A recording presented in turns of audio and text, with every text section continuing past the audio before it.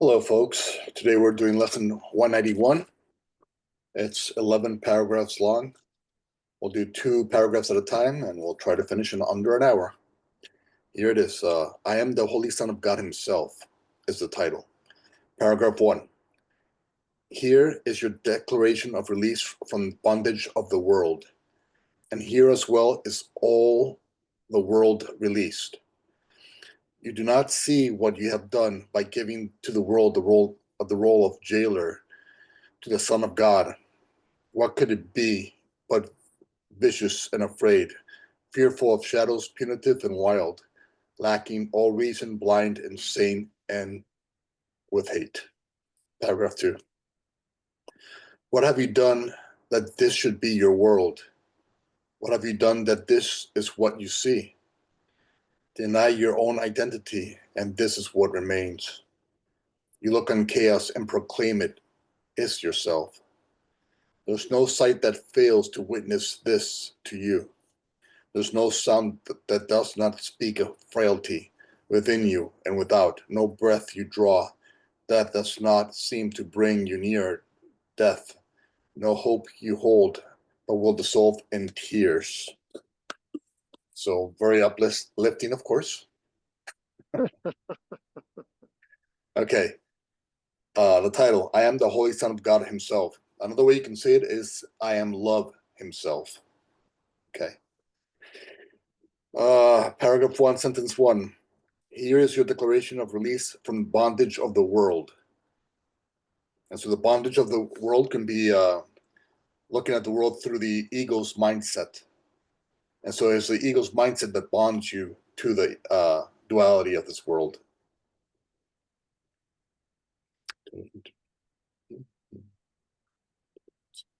Okay, and paragraph 1, sentence 2. And here as well is all the world release. And so if you let go of the ego's mindset, you are released from it.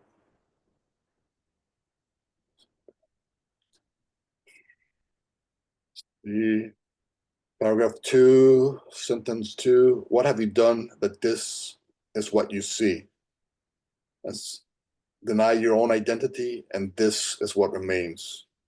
And so your own identity is really the love that God is. Okay. But if you deny your identity, the love that God is, then that's what remains. Like chaos. You look on chaos and proclaim it as your own. So if you deny that you're loved, then you look upon chaos and proclaim it as your own. And you look upon chaos and call it natural and normal. And then this is all what happens if you stay stuck in the ego's mindset, believing that you're not the Holy Son of God Himself. And then that's in sentence 5 and 6. There is no sight that fails to witness this to you. There is no sound that does not speak of frailty within you and without, no breath you draw that does not seem to bring you near death, no hope you hold, but will dissolve in tears. And so all that happens when you're stuck supporting the ego's mindset and tools as real, when you start to deny that you are the Holy Son of God Himself. Any comments or questions on paragraph 1 and 2? James, I have a question, but it's not about the paragraph. Eric just texted me to say he doesn't see the link. Did you put it up in the Course in Miracles or only in the email? Yeah, it's in the chat. Yeah, Okay. it's in the chat. All right, let me find it for him. Sorry, go on. Yeah. Okay, any other comments or questions on paragraph 1 and 2?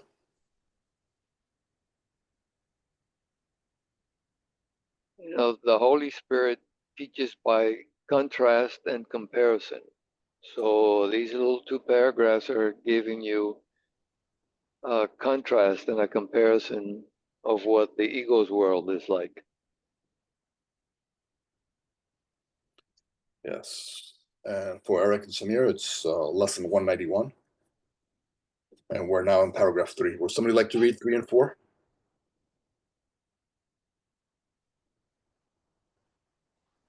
I'll go ahead and do it. Deny your own identity, and you will not escape the madness which induced this weird, unnatural, and ghostly thought that mocks creation and that laughs at God. Deny your own identity, and you assail the universe alone, without a friend, a tiny particle of dust against the legions of your enemies. Deny your own identity, and look on evil, sin, and death, and watch despair snatch from your fingers every scrap of hope, leaving you nothing but the wish to die.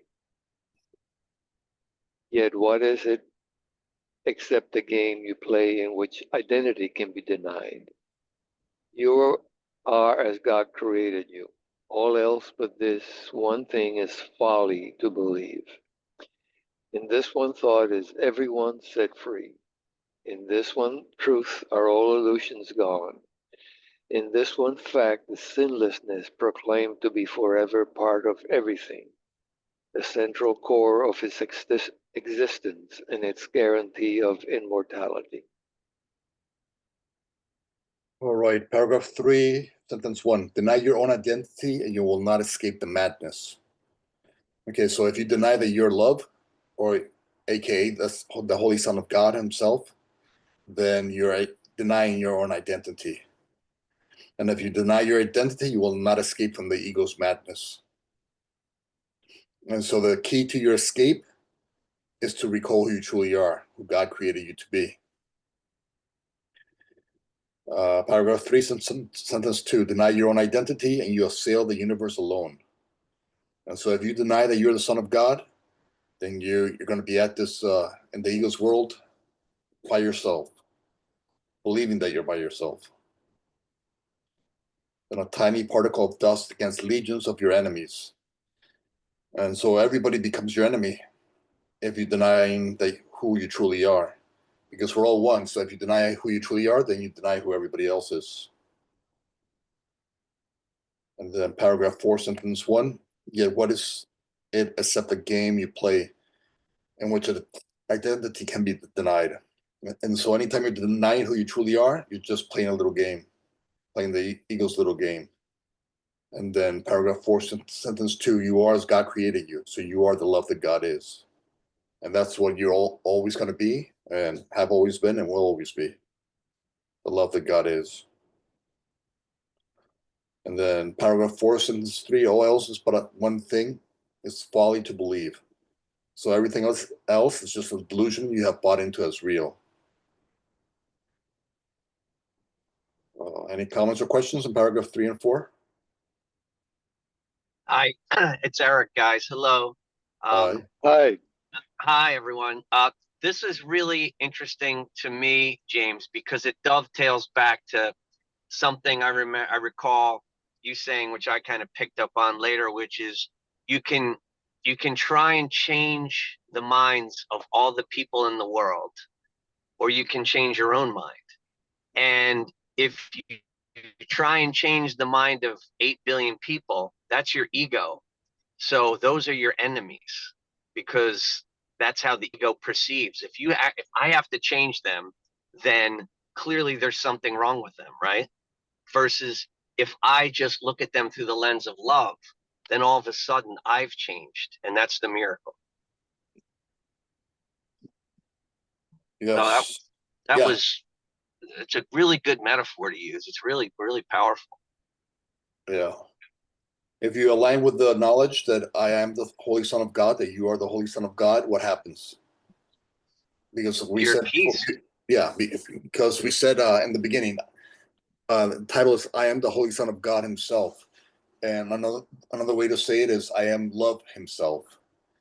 And so if you look at yourself as love himself, and you look at the world through love's lens, then everybody you look upon is seen through that loving lens. And Sorry for jumping in. It just popped into me. Like, I've been going through something recently, and you take that beautiful metaphor and then you shrink it down just to one person. Forget about 8 billion people. That's enough to get you in that, like, whoa mindset. But then I look at it like I'm struggling with this person who I'm connecting with right now, and it's not about them. It's about me, and I really I really just have to find peace and look at whatever this may be from a loving lens.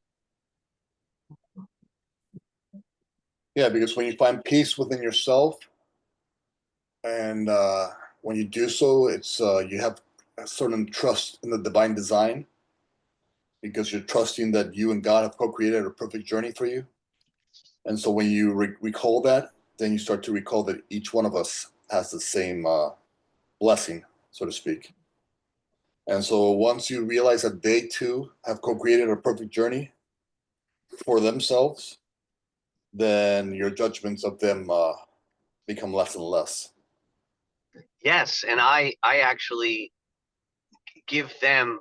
I look at them and I change my perspective, and I realize they're mirroring an aspect of me that's calling for love. And then I've actually done a lot of work on this, and I had a great breakthrough in the past couple of days where I can now look at that part of myself. It's not just outside, obviously it's all inside. So I look at that part of myself through that mirroring, and I've been able to make progress in having compassion and love for that aspect of myself, which I'm now in peace. You know, we'll see how long it lasts, but I'm now at least in peace, and it feels, when you really have that peace and you touch the divine, like there's just no comparison to stress. I mean, it's crazy. It's Yes. insane that Yeah, we don't all go to that. well, that's what this lesson is talking about. It's insanity when you don't believe who you truly are, which is the Holy Son of God. When you don't Yes. when you don't believe that you are love Himself. And so, if you believe that you are love Himself, then you look at the world through love's lens.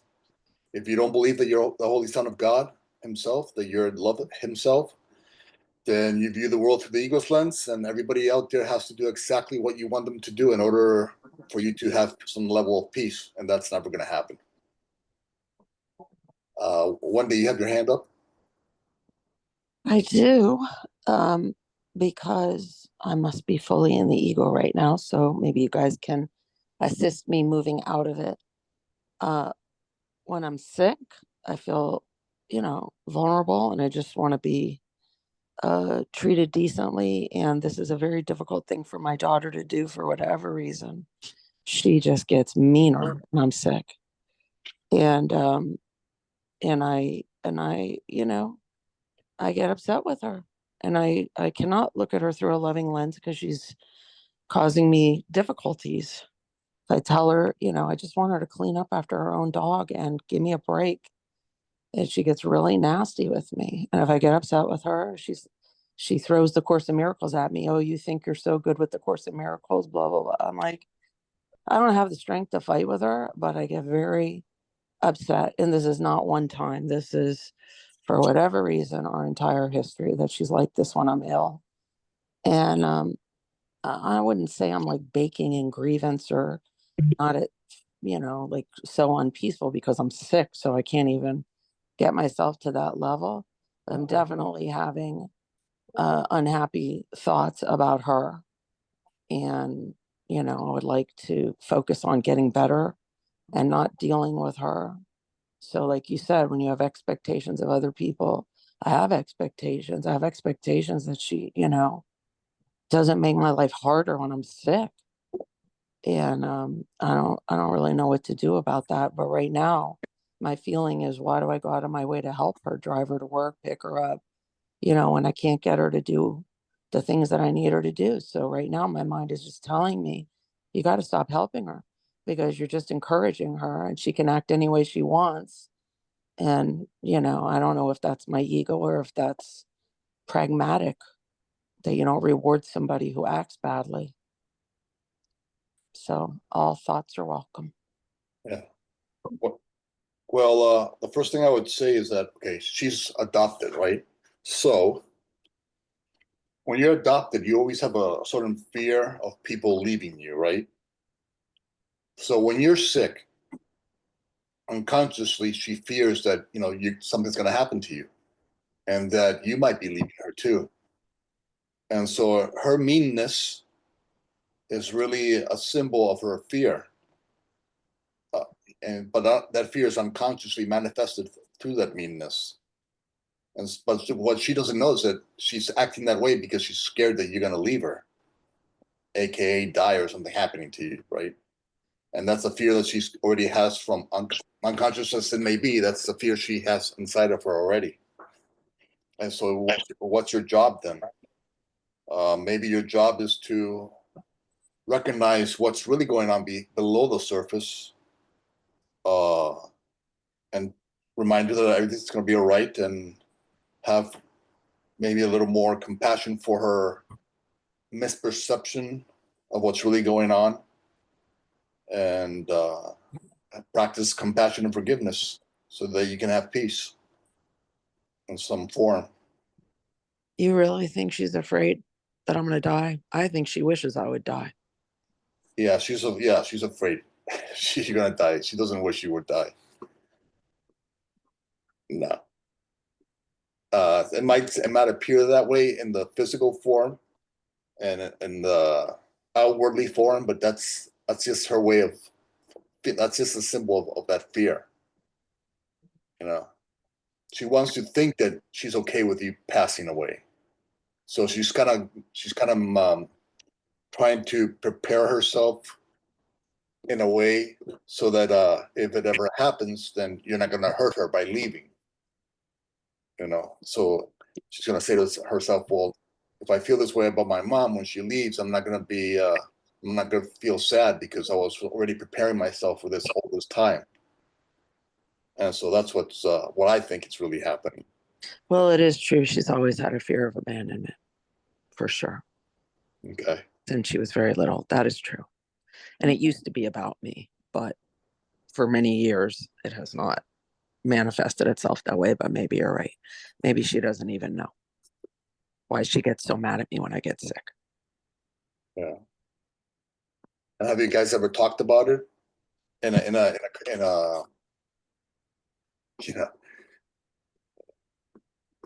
Talked about why she's mean when I'm sick. Yeah. I've definitely mentioned it to her.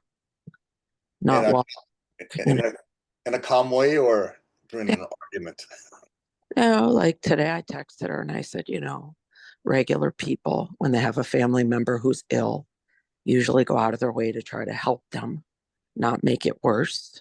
I know you don't always act regularly. She knows she has an illness, a mental illness, but, I said, you could help me out. You could, not make things worse for me in the house. You could clean up after your dog. You could, whatever else I said. And then I said, and, you could ask me if I need anything, which is a laugh, but I did put that in there. And she just ignored it, I did write her and say, I think you should apologize because I go out of my way for you. And you should not be screaming in my face when I'm sick. What? No, that was Eric. You can't hear me?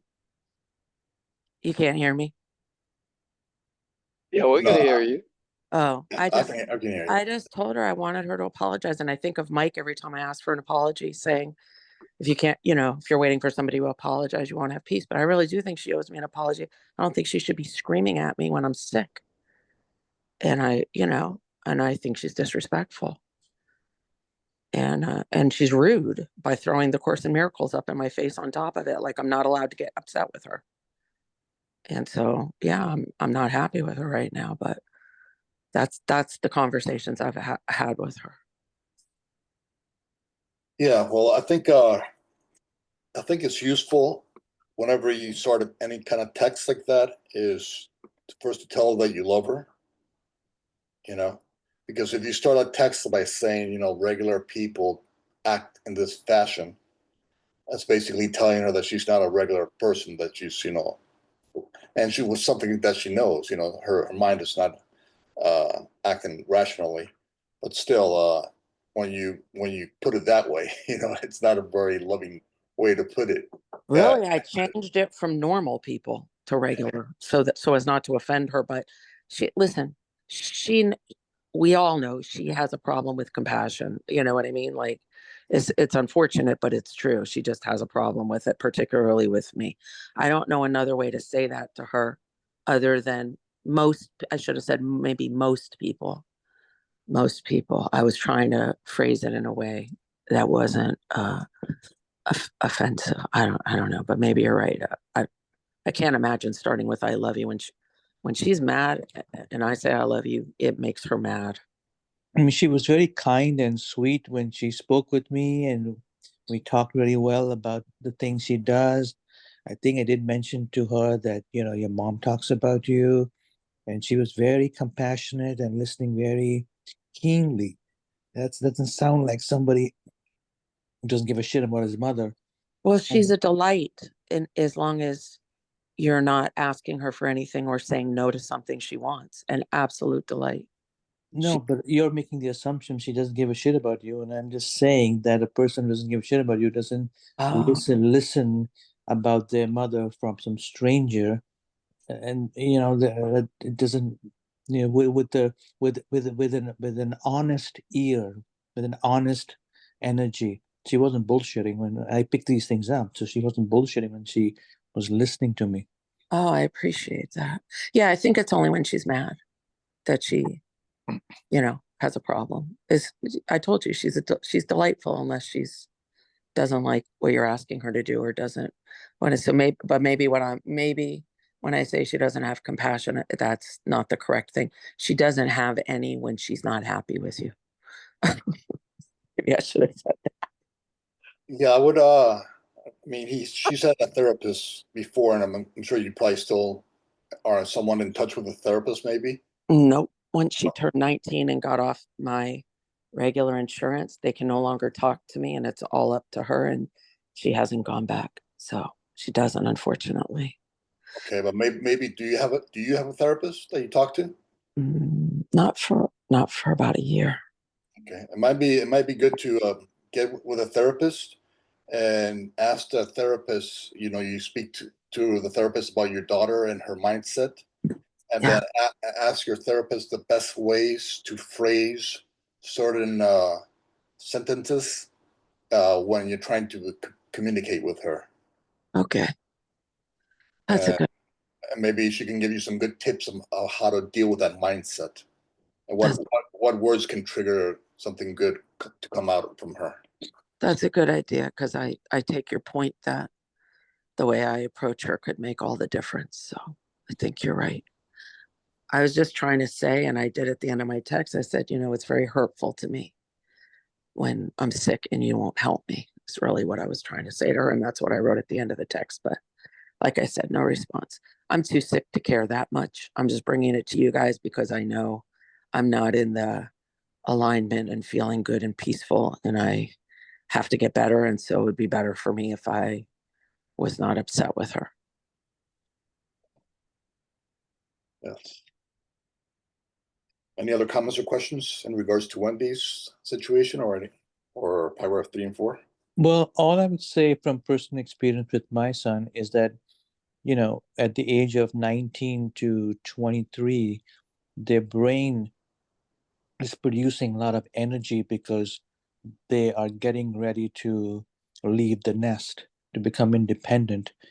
And if you try to tell her to clean the place, you're trying to exercise control when their brain is saying, you got to be independent. So you're saying something contrary to what their brain is telling them to do. So it backfires. So I can understand where she's coming from because her brain's not developed. It's coming in line with reality. It's going to take 3 years. I mentioned that once before. I don't think it's that out of the ordinary that she's displaying what she would at the age of 19 when if you tell her to do something, and that's not in alignment with she cannot be, you can't say things that trigger the element of control because she's getting ready to leave. I mean, that's that's what her instincts are telling her. So you're telling her to sit in the house and her brain's saying you got to leave. That's a problem. Okay. Yeah, just look to talk to your therapist and ask your therapist best ways to communicate what you want from her so that she can actually hopefully move in that direction, in the direction that would help you out. I think I'm sure the therapists have more productive ways of phrasing certain things that you might need in order to that it fits what she's going through in her brain. So Thank you guys. I appreciate it. Yeah, you know, when you say that she's rude, that may be an accurate description. The thing is about it is you take that rudeness is about you. And what it is a defense against fear. She's dealing with her fears. And when the course says that something is a call for love, you know, attacking is a way of ego defense. It means that somehow she has some fears about herself. And the way she deals with those fears is by being rude, by attacking you. You happen to be her mother. You're in the line of fire. Is the thing? The thing is recognizing that it's not about you. It's about some fears that she has, whether they be fears of abandonment or other fears. And her ego defense is to be rude. When she feels threatened, she becomes rude.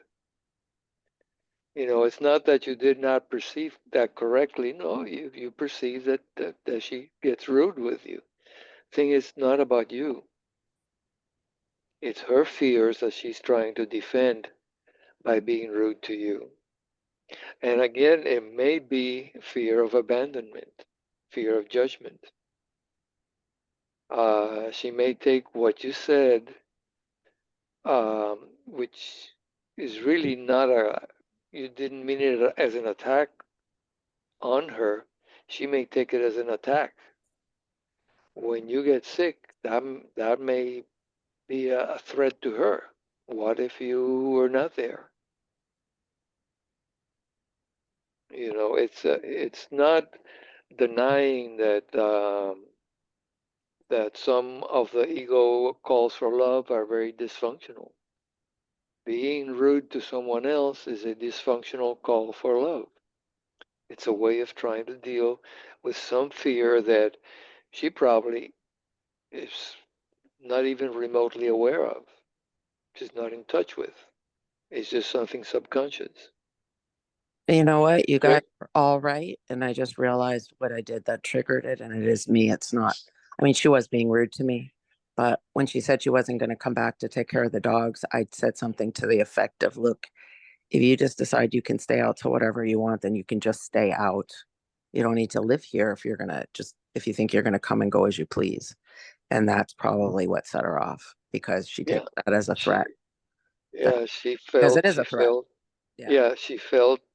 She felt the fear, Yeah. and her defense of, to that fear is being rude to you.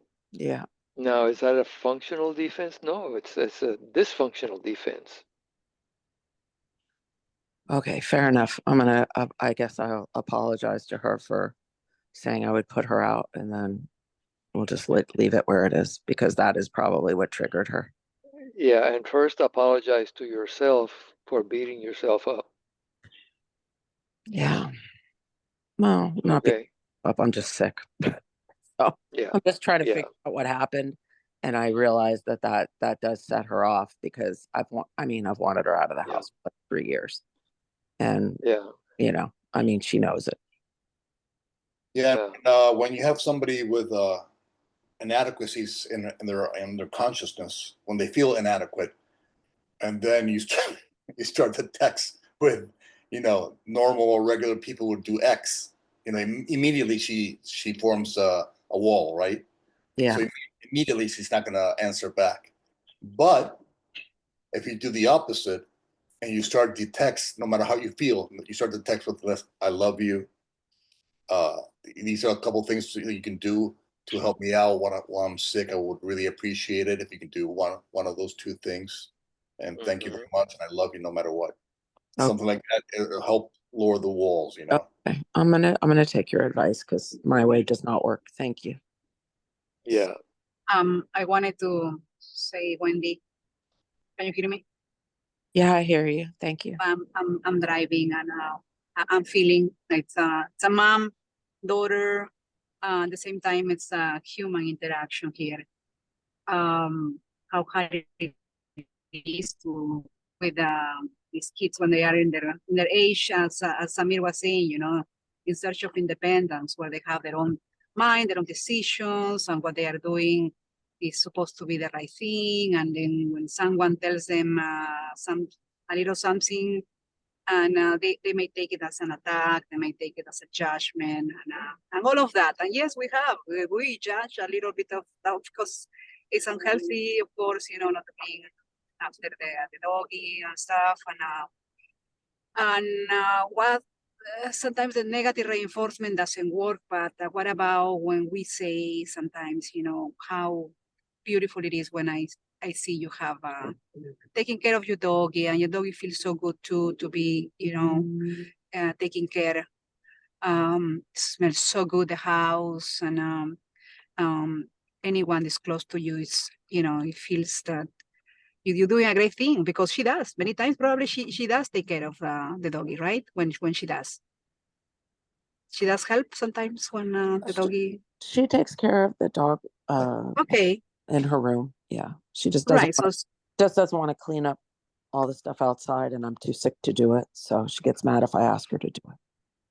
yeah. So then it's like I said, my daughter, that she's you know, she doesn't like to put her clothes in order, and say, I really hope you have a good housekeeper, you know, makes good money, and really have a good husband to provide, and have help at the house, you know, someone to clean, someone to cook, a nanny probably also, because I may visit you, be with my grandkids for a little bit and then leave.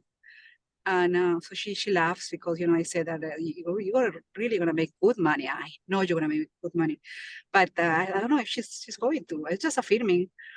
But anyway, I understand, you know, it's when someone has these mental health issues, it's very easily for them to go all the way to anger, and when they are in it becomes irrational. They don't rationalize the same way we do, and they need the space right there, and it's hard not to feel same way, you know, a little bit aggravated, but that's why it's so important self-care to boost ourselves in ways that make yourself happy, doing things that brings you joy, that gives you peace, around good friends, talk to people, laugh, put some music, dance sometimes, and make her dance, invite her to the joy as well. And then after, she's probably, you know, also included, because what people with some, you know, mental limitations, what they want to feel is fully accepted. They want to feel fully accepted, that you really want them, that you really love them, not that you love them sometimes. Not that, because yes, I know we become, you know, hesitated when they don't do their things. And we humans, it's not that easy to go up above the battleground, you know, floating, breathing at peace, everything is fine. That we do when we are, okay, let me meditate now about this. Okay, let me find space, let me relax myself, let me massage my neck, let me take a shower, do something that's gonna help you relax, because when I am at peace, I can be peaceful when I talk to her. If I am in the love, I see myself content, I have rearranged my closet, I know what I want to wear on Sunday, on Saturday, whatever, you know, things like that. You feel content doing things that bring you joy. They probably, you know, you will be invited to her to see a little bit of you when you are in the joy, when you are content, because she's part of. See, if you invite her on those moments when there is joy, there is happiness, there is moments that you are really content, she will like, oh wow, you know, but what is she doing? Oh, I like it, and she's happy with me too, and she's happy probably about me. You know, you say, yeah, I'm happy about you, mommy. Come over here, give me a hug. Let's dance. Let's do this. Because many times we interact with our kids when they are not doing something, when we are disciplining them, when we are guiding them, when we are calling attention, that's the moment sometimes that we talk, when we ask questions. So they don't want to be asked questions. Why this? Why you haven't, when our approach will be, why don't we invite them in a different way? When we are doing something nice, and when we are in a happy moments, when we are, and even though they are, reguero, and they haven't done much, but we invite them to come to the joy, invite them to do something good with you. And then after, when we have them here, we can guide them a little bit. Hey, let's see, come on, let's go see the room. Because we're going to have invitees tomorrow. Your auntie's going to come, your godmother's going to come and give you a kiss, give you a hug. It'll be nice that she doesn't step onto something weird or like that. And she will go like, okay, yeah, mom, you're right. Say, okay, let me bring you the bag. What about if I bring you these trash bags already? So you just put them here. Let me help you with the closet. In the meantime, you take care of these. In ways that looks more casual, when they are with the friends. How do they talk to their friends? Sometimes I would really love to be in their friends' mind and see how they interact. When I see how they text each other, because my 17-year-old, I still have her password on her phone and the texting. I see they interact really cool. They send pictures of one another. They make funny faces, And my daughter was without phone for like 2 days and a half. And she goes, Mom, I miss to talk to my friends. Oh, Mama, let me use your phone. I go, okay, you want to have it for half an hour? You want to have it? Sometimes I will give a little more because you feel so content talking to other people.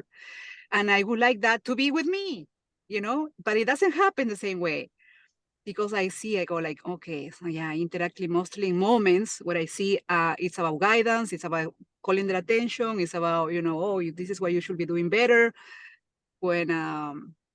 So yeah, we have to become sometimes creative, and we ask God for the guidance and the wisdom to better interact with them and to better interact within ourselves as well. Because sometimes we forget that caring about us is one of the main things, that we are the caregiver, and hopefully they could see, how we can take care of ourselves, and they could do the same. Yeah. So one of the I tips, hear you. one of the tips there is try to get into the energy of love before you send the text, because usually we send a text, we don't know what energy we're in before we send a text. So consciously practice getting in the energy of love before you send your text. I'm gonna go ahead and read paragraph 5 and 6. Yeah, I gotta go, guys. I got that brother. other class that I do. Okay, brother. It's by the way, it's lesson 191. We're in paragraph 5. Okay. I'll read number 5 and 6. But but let today's idea find a place among your thoughts, and you have risen far above the world and all the worldly thoughts that hold it prisoner. And from this place of safety and escape, you will return and set it free. For he who can accept his true identity is truly saved. And his salvation is the gift he gives to everyone in gratitude to him who pointed out the way to happiness that changed his whole perspective of the world. Paragraph 6. One holy thought like this, and you are free. You are the Holy Son of God himself. And with this holy thought, you learn as well that you have freed the world. You have no need to use it cruelly and then perceive the savage need in it. You set it free of your imprisonment. You will not see as devastating an image of yourself walking in the world in terror, with the world twisting in agony because your fears have laid the mark of death upon its heart. Okay. So paragraph 5 and 6. Okay. Line 1, paragraph 5. But today's idea find a place among your thoughts that you have risen far above the world. Okay, so the idea is the Course in Miracles says you have to rise above the battleground, right? So in sentence number 1, it says you have risen far above the world. So you have the ego's world, right? And you want to rise above it. You have all the chaos of your past programming and relationships. And how do you rise above this to bring this stuff here up? So how do you bring this chaos into a place of peace and love? And to do so, you have to remember who you are, the Holy Son of God. You have to remember that you are love, okay, and that you have to come from love in order to bring duality into oneness. darkness into light, the chaos into clarity and peace. Sentence number 2, paragraph 5. And from this place of safety and escape, you will return and set it free. For he who can accept his true identity is truly saved. So the only way you're going to be truly saved, aka truly have peace, is by remembering that you are the Holy Son of God, and remembering that we are all one, and therefore we are all the Holy Son of God. We are all worthy of that love, even if we find ourselves in the chaos and buying into the chaos of the ego's world.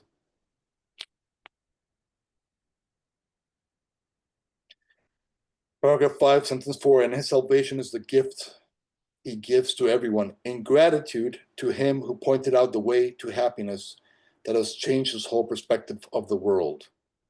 So one of the shifts you can make to go from level 2, from the duality to oneness, is the expression of gratitude. Knowing that each and every situation is here to, in some way, shape, or form, help you heal, grow, and awaken. And so if you can remember that every situation, no matter how chaotic the ego says that it is here for you, to help you grow, heal, and awaken, to become a brighter light in this world, then gratitude becomes your response to your brothers and sisters when they present to you that seeming chaos.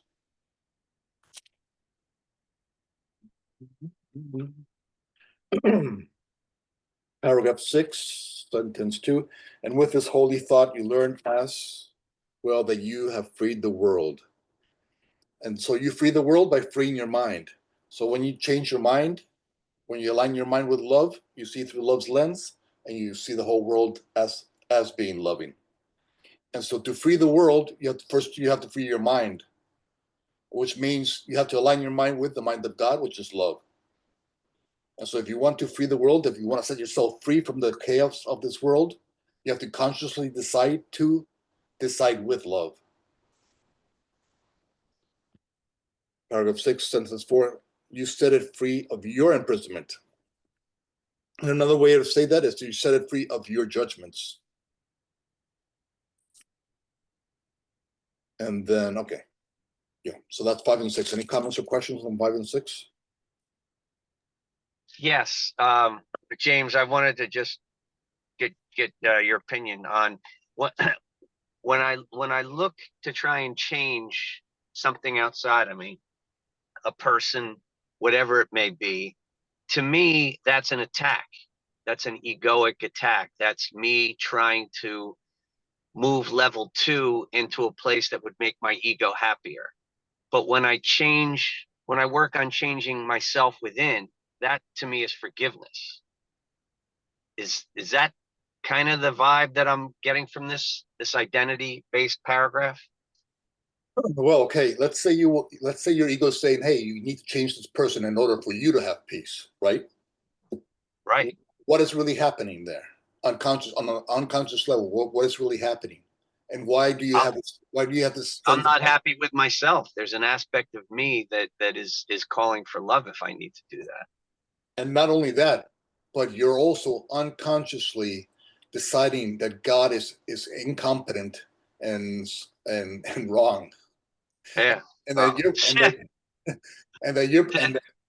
your plan for the universe is much better than God's plan for the universe. And then you wonder why you have confusion and chaos and conflict. It's because you're deciding that somehow your ego knows better than what God knows. And so when you come from your ego, you have judgment. When you come from judgment, you have conflict and chaos. Okay? But when you practice trusting in the divine design and saying to yourself, God created me perfect exactly as I am. I'm going to try to consciously align with the state of peace. And what are some of the expressions of that loving state of mind that aligns you with the mind of God? It's love. So what's some of the expressions in regards to your brothers and sisters? Compassion, understanding, forgiveness, trust that the source has his or her back to. And so when you practice non-judgment, you're in essence practicing remembering that you can trust God. I see I see all those things that we can do in that sense. And then I had a question. how does the course, what does the course consider to think about mercy? Because that could be an interesting word, right? When I'm thinking of what that is. Yeah, well, one of the things the Course says is that God does not judge, does not forgive because he's never judged. Okay? Yeah. And then another thing the Course says is that forgiveness is the last illusion. All right? Because it frees you from all other illusions. And so mercy is just like forgiveness. It's just an illusion. Why? Because it's only freeing you from your own judgments. And what's your judgments? They're a delusion in and of itself. Because again, if you're judging your brother or sister, you're saying that the journey that they have co-created with God is somehow wrong. And somehow you have the answer to their journey, to the journey that they have co-created with God. Okay, and so we use mercy to let go of our judgments and go from the judgmental state of mind to non-judgment. And what happens when you have non-judgment? You have peace, right? And you're trusting in the divine design and the divine designer in God. Okay. And then when you trust God with your brothers or sisters' life, then you have non-judgment. And because we're all one, you start to trust in your journey, the one that you have co-created with God. And so when the ego tries to judge you for whatever it is you're experiencing, you remember, no, wait a second. I have co-designed this journey with God. Therefore, my journey must be perfect for me. And everything that is occurring in me, every thought that I'm having, is here to in some way, shape or form, help me grow, heal, and awaken. And so gratitude becomes your response instead of judgment. Non-judgment starts to become your response. Trust starts to become your response. And so, yes, mercy can be like a step, like forgiveness. It can be a step from the duality to oneness. Okay. But in reality, duality does not exist. Right. Yeah. So it's only real, it's only kept real if we keep it real through our judgments. And so we can have mercy to let go of that judgment and we can go from judgment to mercy to non-judgment and peace. I see what you're saying. I was also I'd also thought that maybe mercy had a shadow side to it, like an egoic mercy, Oh, sure. I mean, in duality, it's called duality for a reason, right? Yes, right. All delusions have two sides to it. It can have the dark side and the positive side. You can have mercy and say, I forgive you because I'm so spiritual. Right. So therefore I will have mercy on you because I'm so connected to source that I can forgive anything you do. So you can separate yourself from your brothers and sisters through the act of mercy by using mercy in the dark sense. But really, mercy, But really, mercy is an expression of love. So it's really only created by light. And so if you're seeing mercy through darkness, it's a misuse of that energy. It's the ego trying to replace God when you do it Right. that way, right? Yeah, Right. I got you. Okay. Yeah. Which is clever. It gets clever like that too. I have experienced it myself. It's a tricky bastard. Okay, thank you. Yeah. So like we always say, always just do the opposite of what the ego is demanding. If you find yourself somehow in judgment of your brothers and sisters or their journey,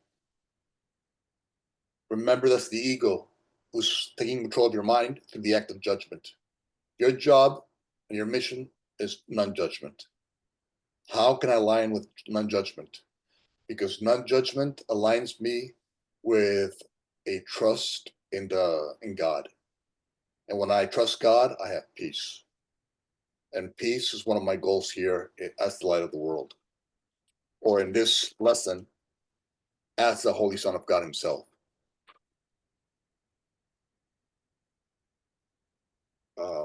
Any other comments or questions in paragraph 5 and 6?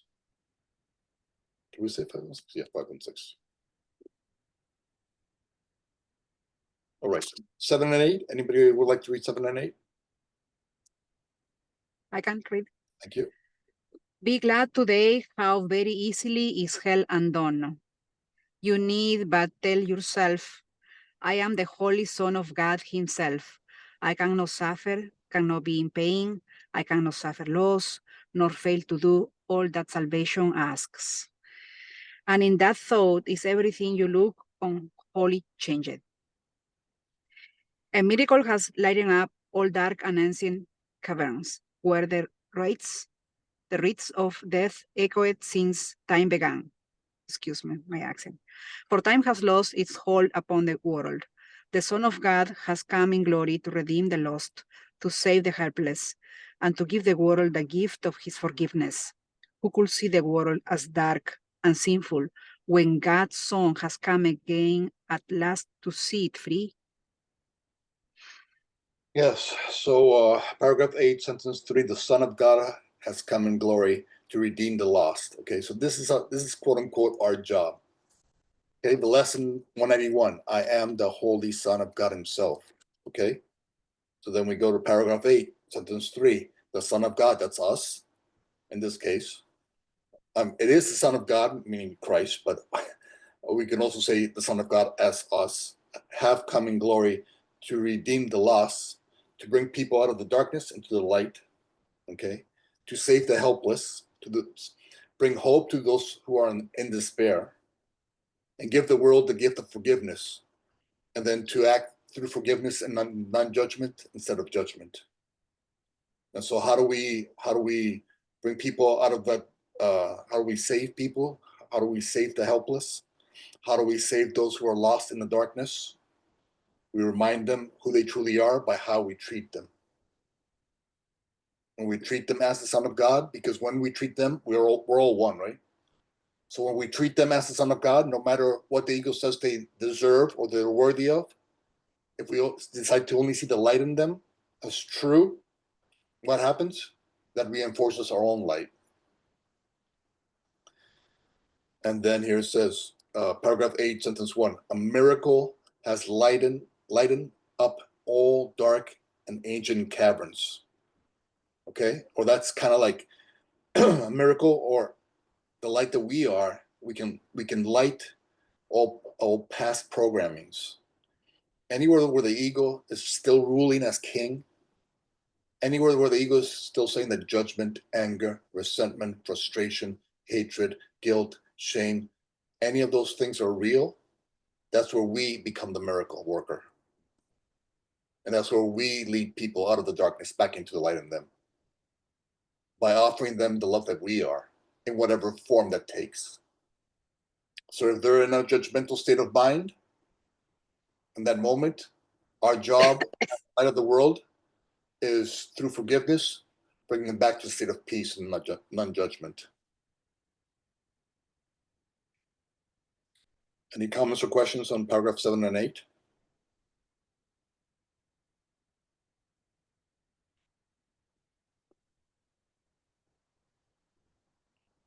No?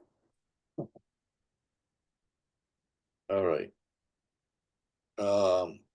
Would somebody like to read 9, 10, and 11 to close up? Oh, go ahead. I'll read 9, 10, and 11. Okay, the last 3 paragraphs. Paragraph 9. You who perceive yourself as weak and frail, with futile hopes and devastated dreams, born but to die, to weep and suffer pain. This is Sad, that's sad. yeah. This lesson is a little rough. Hey, you picked a bad one. Putting in the hole. So wait, okay. To weep and suffer pain. Hear this. All power is given unto you in earth and heaven. There is nothing that you cannot do. You play the game of death, of being helpless. Remember, you play the game of death, of being helpless. This is a game we're playing. A pitiful tide to dissolution in a world which shows no mercy to you. Yet when you accord it mercy, will its mercy shine on you. Paragraph 10. Then let the Son of God awaken from his sleep, and opening his holy eyes, return again to bless the world he made. An era it began, but it will end in the reflection of his holiness. And he will sleep no more and dream of death, and no more dream of death. Then join with me today. Your glory is the light that saves the world. Do not withhold salvation longer. Look about the world and see the suffering there. Is not your heart willing to bring your weary brothers rest? Paragraph 11. They must await your own release. They stay in chains till you are free. They cannot see the mercy of the world until you find it yourself. They suffer pain until you have denied its hold on you. They die till you accept your own eternal life. You are the Holy Son of God Himself. Remember this, and all the world is free. Remember this, and earth and heaven are one. Amen. Can I just say that's a lot of pressure? No, it's not pressure, because what happens is that Freedom. the ego is going to tell you that this is difficult, okay? That this stuff we just read is difficult. But in reality, there's nothing easier. Why? Why is there nothing easier than being the light of the world? It's because God created you to be the light of the world. And so your natural state of mind is to be that light, is to be that light of forgiveness and compassion and mercy and grace. That's your natural state. Okay? And so that's the easiest thing in the world for you to do. Now, the ego would say otherwise. The ego would say that this it's going to be hard for you to be non-judgmental because they deserve your anger and your judgment and your resentment and your hatred and your revenge because they're worthy of that because of their behavior. Okay? That's what the ego says. But why does the ego say that? It's not so that you can have peace, because you never get to peace by doing that. It's only for the ego to get to survive and thrive through you. So the ego uses you for its survival, not for yours. And so why do you feel conflicted and in chaos when you're following the ego's advice? Because that's the hard thing to do. Anything the ego says to do, even though the ego says it's easy or that's what you should be doing, it's always hard. It always poisons you. It always has you carry those judgments with you. And so whatever the ego demands, it's always going to create pain, conflict, chaos, disillusionment, shame, guilt. That's what the ego produces. But that's not what you're here for. And that's why those things are hard. Okay? What's easy? What's truly easy? Forgiveness is truly easy. Why? Because it sets you free from all that weight of judgment. Kindness, mercy, grace, that's truly easy. Why? Because it brings you peace. It brings peace to your mind and joy to your heart. And so don't ever trust the ego when the ego says that this is hard to do. Okay? What's easy to do is what God created you to do, which is to be the light of the world. Any comments or questions on the last 3 paragraphs?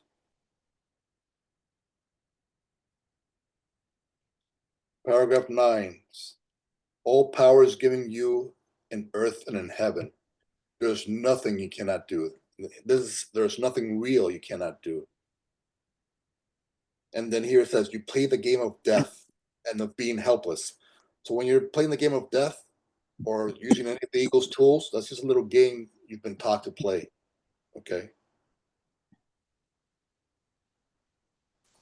And then sentence 4, paragraph 9, when you accord it mercy, will its mercy shine on you?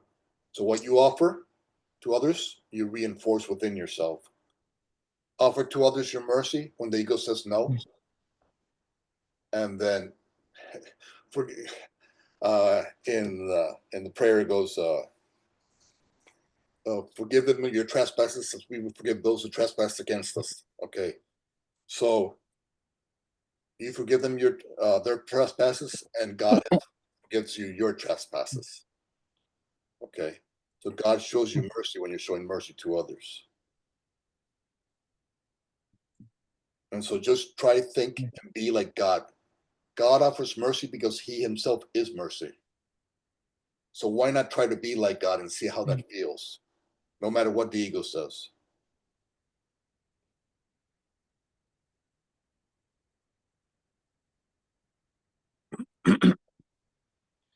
Any other comments or questions? I wanted to say that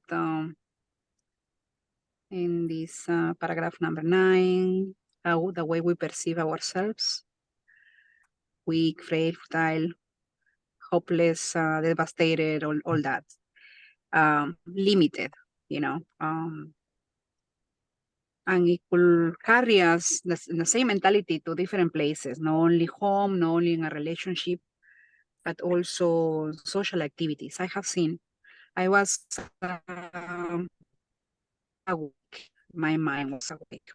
I mean, there's moments of that I feel myself more awake than others. And I was seeing,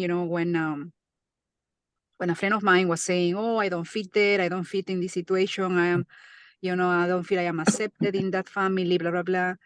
But then also when I saw her in a group, she sat in the back alone.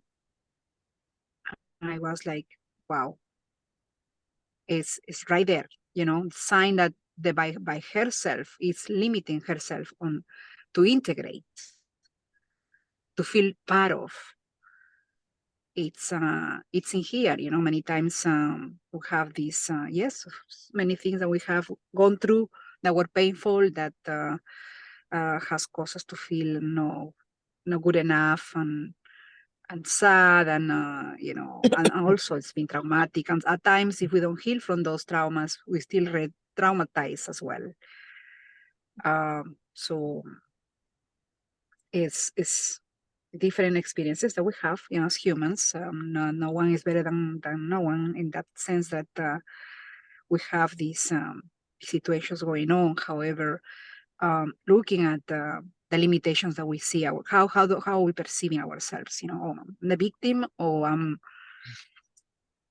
I'm being, more proactive, more into some control of my own life, at least, because we can control somebody else, but at least we can somehow in what we think, what we can release, what we can hold on, the things that we still keep from yesterday to today and to tomorrow. And even a song can be, I'm still going in my mind. Sometimes a song that is like still there. I go like, oh my God, why this song keeps playing in my mind when I really want something else? So what I have to do is like consciously turn on a different song, start singing that song, the lyrics and everything, so I could get rid of the other one that for some reason is still in my mind, playing and playing and playing. And how beautiful it is, this part that says, I'm the holy son of God himself. It's like I'm a beautiful thing, and I'm a divine child of God. God means the love. I was made out of love.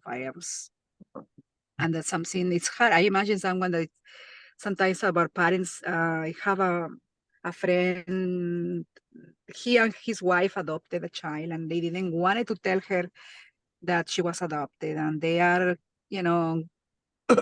white, blue eyes, and the little child is Peruvian, is little, black hair like me, black hair, and the expressions of their face is totally different. You can see that it's an adopted child, but they never wanted to tell her that, because he had a picture that he cut the umbilical cord when the mother was delivering.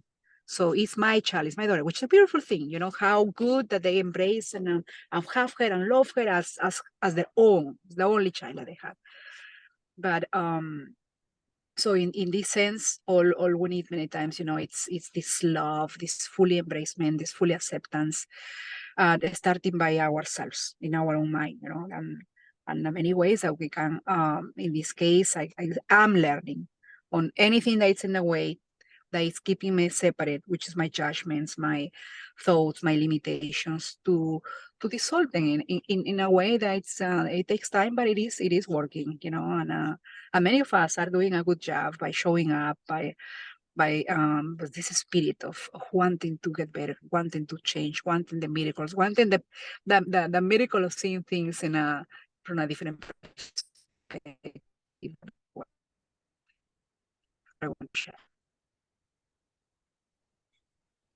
You're breaking up a little bit there.